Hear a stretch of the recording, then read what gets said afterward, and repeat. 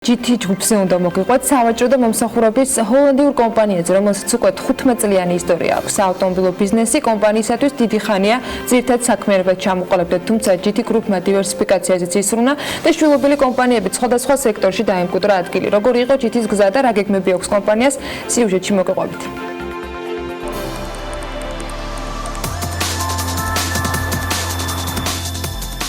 ეს ჯითი გრუპია, სავაჭრო და მომსახურების ჰოლდინგური კომპანია. ლამაზი სალონის უახლესი ავტომობილებისა და არაერთი საერთაშორისო პარტნიორის უკან 15 წლიანი ისტორიაა. განვითარებაზე ორიენტირებული მენეჯმენტით და გუნდით. ყველაფერი კი 2005 წელს დაიწყო.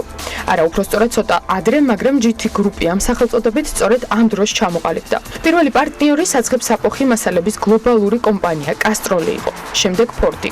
მერე უფრო მარტივად წავიდა. სხვა საერთაშორისო კომპანიების დარწმუნება უფრო გაუადვილდა. Ჩვენი ყველაზე დიდი კაპიტალი ალბათ მაინც ადამიანური რესურსი იყო, ის გუნდი, რომელიც ერთად შევიკრიბეთ და დღემდე მოვდივართ.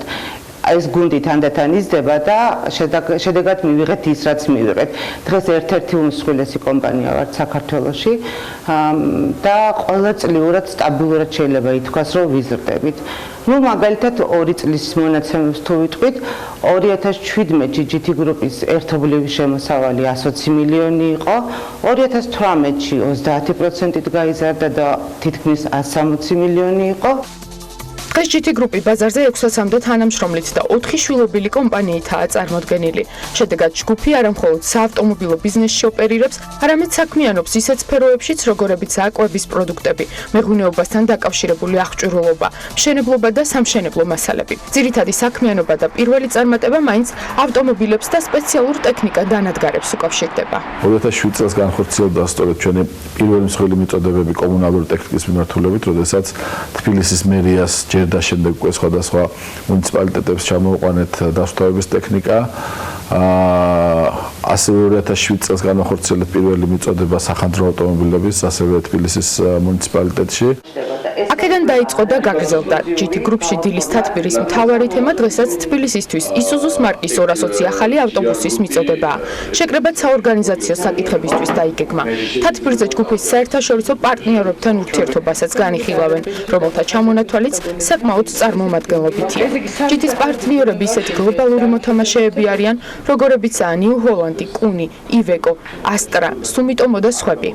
ნატოს ჭარის დიდ პროცენტს ამარაგებს ივეკო დეფენსი, რაც ხაზს უსვავს მის სანდოობას და ხარისხიანობას. ასევე აღსანიშნავია მაგირუსი, რომელიც გახლავთ ევროპის ბაზარზე ერთ-ერთი ყველაზე დიდი სახანძრო ტექნიკის მწარმოებელი კომპანია.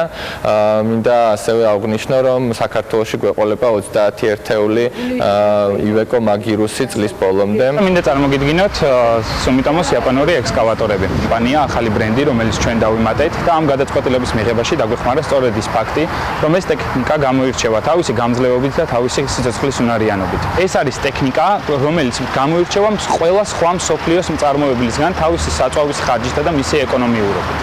ძიმე ტექნიკისა თუ მსუბუქი ავტომობილებით ვაჭრობის პარალელურად კომპანია მომხმარებელს სერვისსაც თავაზობს. ჯითი გრუპის პარტნიორის კასტროლის პროდუქცია დღეს რამდენიმე ასეულ სავაჭრო ობიექტშია ხელმისაწვდომი. უახლოეს მომავალში კი ჯითი გეოგრაფიის გაფართოებას რეგიონებში აპირებს. ჯითი გრუპის ოფიციალური სერვის ცენტრები მდებარეობს თბილისში, ქუთაისსა და ბათუმში. ჯითი გრუპის დაარსებიდან დღემდე ჯითი გრუპი ორიენტირებულია თავისი მასშტაბების გაზრდაზე და წინსვლაზე. შესაბამისად, უახლოეს მომავალში გეგმავთ რეგიონალური ცენტრების დამატებას. მთელი საქართველოს მასშტაბით ჯითი გრუპი ახორციელებს დისტრიბუციას და წარმოდგენილი ვართ 500-ზე მეტ სავაჭრო ქსელში და ვიმედოვნებთ, რომ უახლოეს მომავალში ეს რაოდენობა კიდევ უფრო გაიზრდება. კომპანიაში ყვებიან, რომ ჯითი გრუპმა მისი არსებობის ისტორიაში ბევრი კრიზისული პერიოდი გადაიტანა, მაგრამ მათ შორის ყველაზე მნიშვნელოვანი იყო ძალიან სწრაფად ზრდის პერიოდი 2007-8 წლებში და შემდეგ, აგვისტოს ომის შემდგომი პერიოდი, როცა რამდენიმე დღეში ყველაფერი გაჩერდა. მაშინ ბევრი კომპანია დაიხურა. კითხვაზე როგორ გადარჩნენ, ჯითიში მარტივი პასუხი აქვთ. მთავარი პრინციპი მოძრაობაშია. 15-წლიანი გამოცდილება და უახლესი ამბებიდან მომავალი, რომელიც ჯგუფმა თბილისის საზოგადოებრივი ტრანსპორტის მოწესრიგების მიმართულებით უნდა შექმნას, ასაუბრო ბევრი გვაქვს ჩვენ სტუმართან, ლევან გოგსაძე, ჯითი ჯგუფის გენერალური დირექტორი შემოგვერთა სტუდიაში. დილამშვიდობ ბატონ ლევან. მადლობა გადაცემაში მოგბრძანებისთვის. რითი დაიწყო, არ ვიცი, მაგრამ ჯობს რომ დავიწყოთ საზოგადოებრივი ტრანსპორტის ნაწილით, უახლესი ამბით, რომელზეც ჯითი ჯგუფი მუშაობს და ცივიჯეც ვნახეთ, რომ ეს ყოველდღიური სამუშაოს ნაწილია. რა ხდება, რა სიახლეებია, როგორ მიდის პროცესი. უნდა შემოვიდეს. მოგესალმებით კიდევ ერთხელ, მევსალმებ ტელემაყურებელს, მადლობას მოახსენებთ მოწვევისათვის. თქვენ როგორც მოგეხსენებათ, ძალიან გახმაურებული პროცესი მიმდინარეობდა ზოგადად ამ ტენდერის რამოდენიმე თვის განმავლობაში. ჩვენ მაისში გავაფორმეთ ხელშეკრულება მუნიციპალიტეტთან.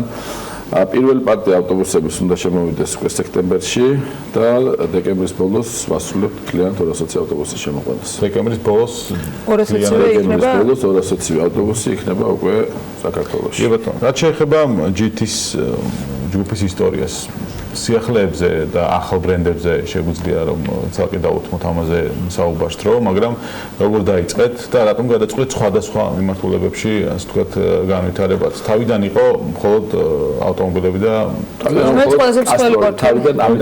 თავიდან იყო აქსიუჟეტის იყო ამაზე საუბარი, თავიდან იყო მხოლოდ კასტროლი, შემდეგ ამავე მიმართულებით, საავტომობილო მიმართულებით დავიწყეთ განვითარება და დავიმატეთ რამოდენიმე ჯერ სატვირთო ფორდი, შემდეგ სულუქი ავტომობილები, შემდეგ როდესაც პირველად იყო ეს ფორდი და ლენდროვერი და ამ დროს უკვე გადაწყდა რომ დაფუძნებული იყო ახალი კომპანია, რომელიც ახალ მიმართულებას, ანუ სულუქი ავტომობილების მიმართულებას გაუწევდა მენეჯმენტს.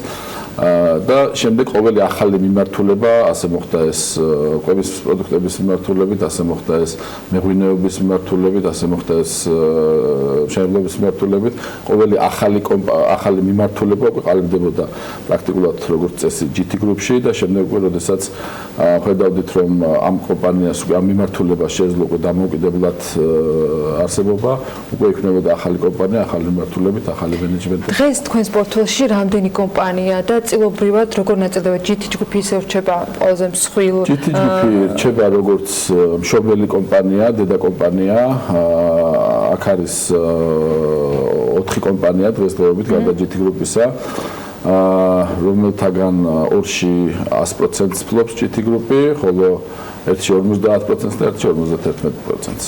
ბატონო ლევან, დღეს თქვათ შედარებით მარტივია ურთიერთობა საერთაშორისო ბრენდებთან, როდესაც მათ ესაუბრებით, რომ ისინი შემოიყვანოთ და გახდნენ თქვენი პარტნიორი, მაგრამ დასაწყისში როგორ ხდებოდა მათთან კომუნიკაცია, როდესაც ახლა ფორდი, ივეკო და ასეთი ბრენდები ყავს, მე უფრო მარტივია, მაგრამ საწყის ეტაპზე რა ხდება? რა თქმა უნდა, ჩვენ ძალიან დაგვეხმარა ეს სწორედ, რომ პირველი იყო კასტროლი და მოხერხდა საბედნიეროდ დაწმუნება ამ ადამიანების. ეს მოგეხსენებათ ხდება 2000-იანი წლების დასაწყისში ბაზარი ასეთი გაჯერებული არ იყო ბრენდებით, როგორც დღეს არის, ანუ ევროპულ და ამერიკულ ცნობილ ბრენდებს ყველას არ ყავდა თავის წარმომადგენელი საქართველოში. და ჩვენ მოვახერხეთ, დავარწმუნეთ ეს ადამიანები, ამ შემთხვევაში BP კასტროლი, ესეთი კომპანია არის, როგორც მოგეხსენებათ, დავარწმუნეთ ეს ადამიანები, რომ ჩვენ ვიყავით ის პარტნიორები უკვე ამ პერიოდში ეძებდნენ ისინი საქართველოში, რომ შემოსულიყო და პარტნიორი ყოლოდათ.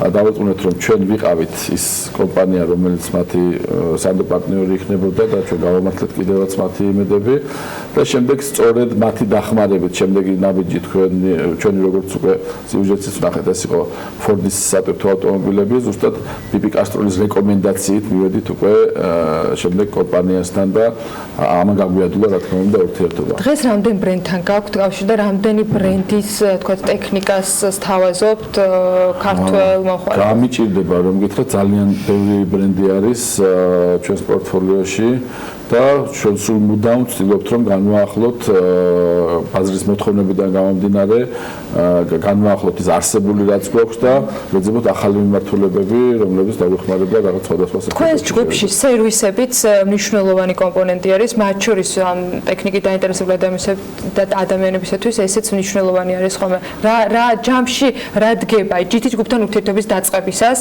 დაინტერესებული ადამიანი ეს იქნება მძიმე ტექნიკა თუ ნებისმიერი სხვა სატრანსპორტო საშუალება რას იღებს ერთიანად? ეს არის უმნიშვნელოვანესი, ანუ გაყიდვა ერთი არის, მაგრამ გაყიდვების შემდეგი მომსახურება არის უმნიშვნელოვანესი ამ ბიზნესში და ამის გარეშე პრაქტიკულად წარმოუდგენელი არის ურთიერთობა მომხმარებელთან. Რა თქმა უნდა, ჩვენ თავაზობთ ძალიან მაღალი ხარისხის მომსახურებას და ნაწილებით უზრუნველყოფა, სათარიღო ნაწილებით უზრუნველყოფა, რაც ასევე მნიშვნელოვანი არის. ყოველი ბრენდი, ყოველი ახალი ბრენდი, რომელიც ემატება ჩვენს პორტფოლიოს, ტექნიკის ბრენდებზე და საავტომობილო ბრენდებზე არის აქ საუბარი. ჩვენი შესაბამისი სამსახურები, ეს არის საინჟინრო თუ ტექნიკოსების გუნდი თუ გაყიდვების გუნდი, გადიან შესაბამის კვალიფიკაციას, გადამზადებას და ასეთი გადამზადებები ტარდება არა მარტო ახალ ბრენდებთან, არამედ თუნდაც ჩვენი ძველი პარტნიორები, რომლებიც აახლებენ თავიანთ ტექნიკას, აახლებენ თავიანთ მოდელებს, სისტემატიურად ამასთან დაკავშირებით ტარდება ტრეინინგები, გადამზადება და ამას გადის როგორც გაყიდვების გუნდი, ასევე გაყიდვების შემოქმედება. ადგილობრივად თუ არის ხოლმე, როდესაც გიწევთ ძირითადად უცხოეთში ტარდება ასეთი ან ბევრი პარტნიორი გვყავს, ყველა სხვადასხვა კომპანია გვყავს რამოდენიმე პარტნიორი ასეთი, რომლებიც ამზადებს ატარებს ტრენერების ტრეინინგს, ასე ვთქვათ, ამზადებს ტრენერს უკვე ჩვენს კომპანიაში, რომელიც გვყავს და შემდეგ ის უტარებს ჩვენს და დანარჩენ გუნდს უკვე შესაბამის სწავლებებს. ბატონო, სამომავლო ნაწილში აქცენტი რაზე კეთდება დღეს ჯითი გრუპისგან, ეს არის სპეცტექნიკა. ვისაუბროთ იმ სახანძრო ავტომანქანებზეც, რომელიც უნდა შემოვიდეს საქართველოში, თუ მსუბუქი ავტომანქანები და ასე შემდეგ. ყველა ის ნაწილი, რომელსაც ჯითი გრუპი ფლობს. კი ბატონო, მსუბუქი ავტომობილები, როგორც მოგახსენეთ, ეს ცალკე კომპანიაში ჯითი მოტორში არის და სრულად ჩვენს ყველა კომპანიას აბსოლუტურად ცალკე დამოუკიდებელი მენეჯმენტი ყავს და დამოუკიდებლად იმართება. ჯითი გრუპში თავიდან მიღებული გადაწყვეტილების მიხედვით დარჩა მხოლოდ სპეცტექნიკა, მძიმე ტექნიკა, სასოფლო და სამშენებლო ტექნიკა და მათთან დაკავშირებული მომსახურება. სახანძრო ავტომობილები, რომელზედაც თქვენ ბრძანეთ, ახლა სულ რამოდენიმე თვის წინ გაფორმდა კონტრაქტი, ტენდერი მოვიგეთ ასევე 30 ერთეულ სახანძრო მანქანაზე, ეს არის მუნიციპალური მანქანები და ერთ-ერთეულ სახანძრო დანიშნულების კიბეზე 64 მეტრიანი კიბე, რომელიც უპრეცედენტო საქართველოში. ეს ასეთი სიმაღლის კიბე, სახანძრო კიბე არ არსებობდა დღემდე. მოგეხსენებათ, უკვე ძალიან ბევრი მაღალი შენობები არის საქართველოში და ქრობის პროცესი, თუნდაც არ იყოს ძალიან მაღალი, ქრობის პროცესი ეს კიბე 64 მეტრი მის მაქსიმალური სიმაღლე არის, მაგრამ ქრობის პროცესი ხორციელდებოდა ხოლმე მიწიდან, რაც აზიანებს თლიანად ცეცხლის ქრობის პროცესი რთული არის და თლიანად ზიანდება მთელი შენობა.